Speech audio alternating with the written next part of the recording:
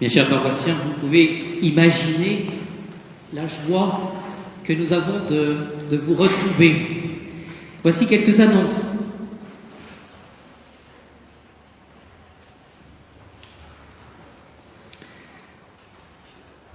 Nous reprenons donc les messes pour le dimanche.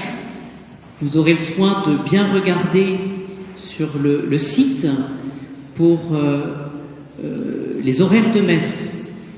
Ce qu'il faut retenir, c'est que pendant la semaine, il y aura les messes comme d'habitude et vous aurez cette possibilité de vous y rendre pour pouvoir aussi satisfaire à l'obligation dominicale. Les choses vont se savoir maintenant, vous savez, notre âme des armées n'est pas si grande que cela, et donc vous avez cette possibilité d'assister à la messe en semaine pour satisfaire à votre obligation dominicale, cependant jusqu'à la fin juin. Voilà. Enfin, cette autorisation de Monseigneur est donnée jusqu'à fin juin. Pour les messes, la semaine prochaine, vous regarderez le site, il y a toutes les messes de Notre-Dame des Armées. Ce qu'il faut ajouter, c'est que Monseigneur a ouvert sa cathédrale pour la messe en forme extraordinaire à 16h l'après-midi. Ce que je voulais vous dire aussi, c'est que nous sommes une grande famille et nous nous en sommes rendus compte pendant ces 2 mois où nous avons pu justement voir et mesurer combien nous sommes attachés les uns les autres. Et je tiens à remercier toutes les personnes qui se sont manifestées par leurs prières, par les messages aussi, par cette présence aussi à Notre-Dame des Armées, par les services rendus, connus et cachés. Et lorsque nous nous retrouvions devant notre église vide, je puis vous assurer que ça a été pour nous donc une source d'une grande joie. Je voudrais que nous prions pour tous nos défunts. Nous avons quelques défunts, spécialement dus à l'épidémie. Je voudrais donc que nous prions pour le repos de leurs âmes. Ensuite, je voudrais que nous prions aussi pour leurs familles, les personnes qui ont été secouées par tout ce qui s'est passé. Je pense en particulier à une veuve qui, au moment du mois de mars, a vu son époux partir à l'hôpital et sans jamais revenir finalement. Prions aussi pour nos malades. La plupart d'entre eux sont sortis d'affaires. Il reste néanmoins une personne, Thibaut, qui demande à ce qu'on invoque tout spécialement Sainte Radegonde, les litanies de Sainte Radegonde.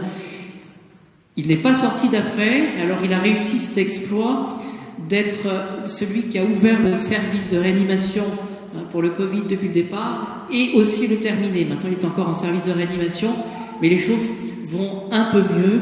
Prions pour qu'il puisse reprendre des forces et surtout retrouver sa famille. Prions aussi pour toutes les personnes qui sont restées seules, les personnes âgées, les personnes aussi, nous avons eu beaucoup de témoignages qui ont une solitude terrible dans les maisons de retraite. Donc ayons ce souci de nous manifester maintenant dans la mesure du possible. Je ne vais pas vous rappeler les règles de sécurité, vous les connaissez par cœur. Essayons de maintenir tout simplement cette discipline qui est nécessaire et comme ça les choses se passeront correctement. Voilà. Je pense n'avoir rien oublié pour les annonces. Prions pendant cette messe, il n'y a pas besoin de le dire, mais en tout cas c'est bien de le manifester peut-être un petit peu dans cette joie et puis dans la joie toute paisible de la prière. Au nom du Père, du Fils et du Saint-Esprit, ainsi soit-il. Mon petit mot n'a pas été compliqué à préparer pour aujourd'hui. Ce que j'ai fait, c'est que j'ai repris l'évangile de Saint Jean, cet évangile, chapitre 15 et chapitre 16, où il est question du discours après la scène, l'institution de la Sainte Eucharistie, l'institution de la Sainte Messe, et ensuite le Christ Jésus a réuni, a gardé ses disciples pour leur donner les consignes avant de souffrir sa passion. Et j'ai repris tout simplement les points les plus importants de ce discours après la scène. Qu'est-ce que le Christ Jésus a rappelé dès le départ? Il a utilisé cette image, cette allégorie de la vigne. Et ce qu'il faut retenir de cette allégorie de la vigne, c'est cette nécessité de la sève qui est donnée par la vigne. Je suis la vigne et mon Père est le vigneron, et vous, vous êtes les sarments, et vous devez porter beaucoup de fruits.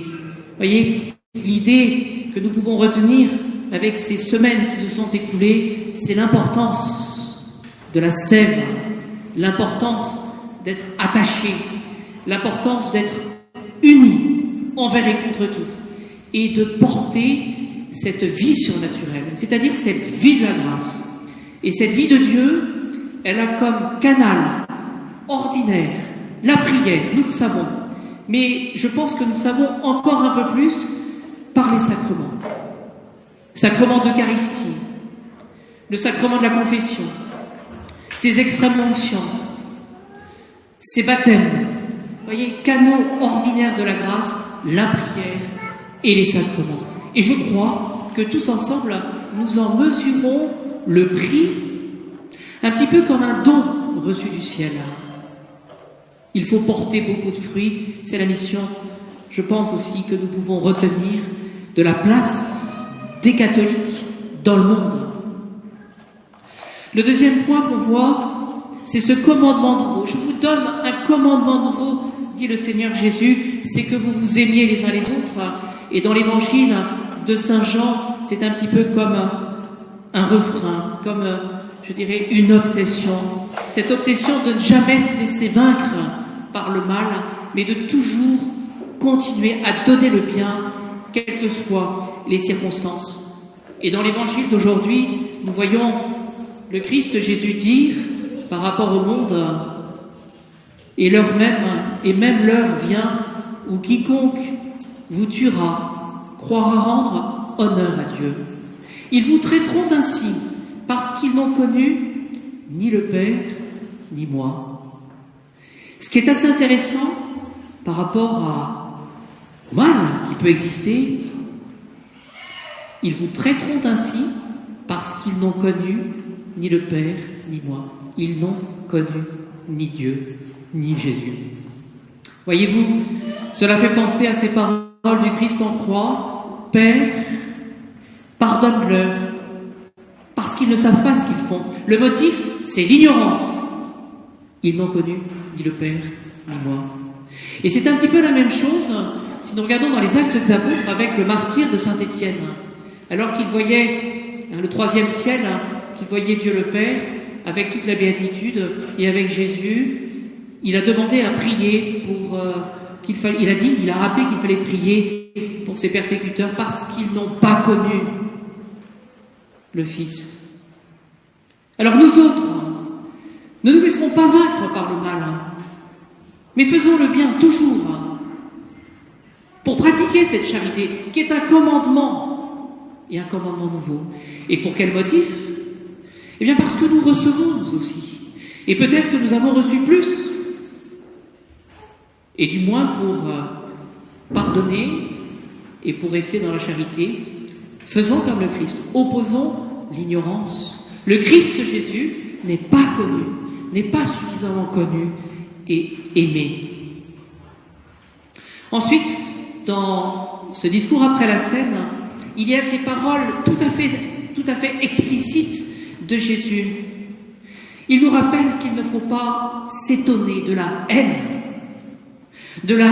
contre Dieu et contre les disciples du Christ. Vous voyez, cette opposition, elle existe.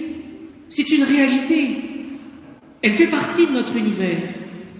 Et donc, si nous avons cet attachement, cette foi à notre Seigneur Jésus-Christ, eh bien, je dirais que la leçon qu'il faut retenir, c'est qu'il ne faut pas s'étonner de cette opposition. Elle est là.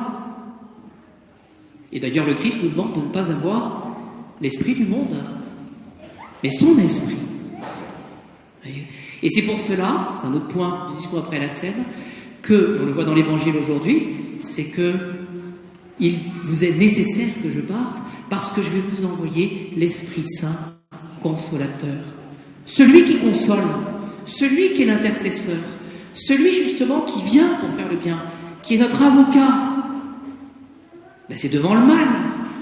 C'est-à-dire que nous n'avons pas à craindre parce que l'Esprit Saint Consolateur viendra pour nous donner, pour nous dicter, non pas des paroles humaines,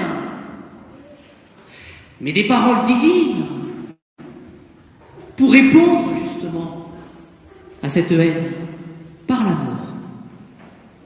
Par l'amour. Et c'est ainsi que le Christ Jésus, pour conclure, nous dit « Soyez dans la joie ». Et nous voyons après l'ascension, alors que le Christ s'en va, eh bien les disciples et les apôtres sont dans la joie. Soyez dans la joie parce que vous m'invoquerez, vous prierez en mon nom, et mon Père vous donnera ce dont vous avez besoin. Voyez, c'est toujours la même chose. Le Christ reste comme le médiateur, comme le pivot, celui qui nous donne l'énergie, et non pas les considérations humaines. C'est une tentation, cela. Mais pour garder justement cet esprit de Jésus en étant fort. Et c'est la conclusion. Ne craignez pas, j'ai vaincu le monde. C'est une chose qui est faite. Le diable a été jugé.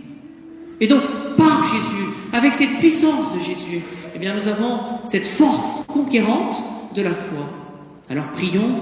Vous savez qu'aujourd'hui, c'est la fête, tout spécialement dans notre paroisse, Notre-Dame-des-Armées, Notre-Dame auxiliatrice. Eh bien, prions Notre-Dame pour qu'elle nous donne.